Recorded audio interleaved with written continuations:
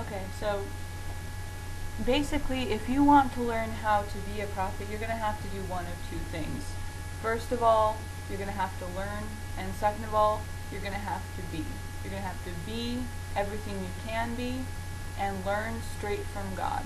The key to being a prophet is that everything that you learn comes straight from God. So if you're not prepared to obey Him in everything that He tells you, then just quit right now because you don't have what it takes. Basically, what I'm saying is you have to listen and learn. If you're willing to listen, you're willing to be a prophet. That's all you have to do. All you have to do is listen. So listen to me as I tell you from God how to be a prophet, because I'll tell you from God. I won't tell you from myself. Many prophets will go around saying, the word of man, I'll tell you what you have to do to see the future, to be God, to predict what God says. There's no such thing as predicting what God is going to say. You can't predict what God is going to say. You have to know. And so I'm here to teach you.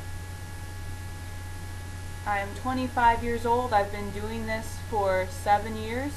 And as far as I've lived, you never will see a prophet come up to someone and say, you will live and not die, unless they know for sure that the person they are talking to is going to listen. You'll never see it, because God will only speak to you about people that you know are going to listen. That's the first lesson. Make sure that the person you're speaking to is going to listen to you. Second of all, if you are speaking to someone and that person is in a sin, and you know it, and I mean living an unholy life, then you need to drop what you're saying right there and take them out of it first things first. Because if you keep on talking to someone who has no understanding and doesn't understand the ways of God, they're going to misinterpret you. They're going to take what you say out of context, deny you, treat you terribly, do everything they can to get that voice of God out of their head, because they don't want it. You know who wants it? Is you.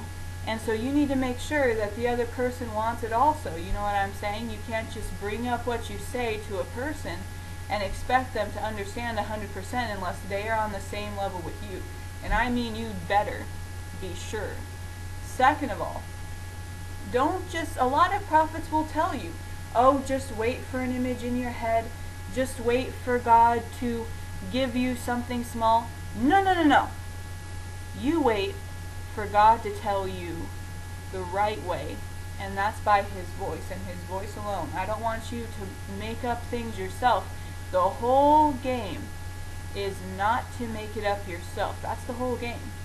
Not unless you want to be a false prophet, and trust me, that's not what you want to be. There's so many people against false prophets right now. There is some kind of God out to kill false prophets, and I'm serious. I mean that to you. So take a lesson from me. Never, ever false prophesy. But I'm here to give you the good news. And the good news is that every prophecy comes true. So if it's too late for you, if you've done a false prophecy, just hold on a second. You're still correct, because every prophecy comes true according to God. God does not say anything in vain. He always speaks the true word. If you even said it was God speaking, then it was. But just the key is obedience. Obedience is not doing what you think is best. Obedience is doing what God thinks is best. So you do what God says, and that's the main lesson.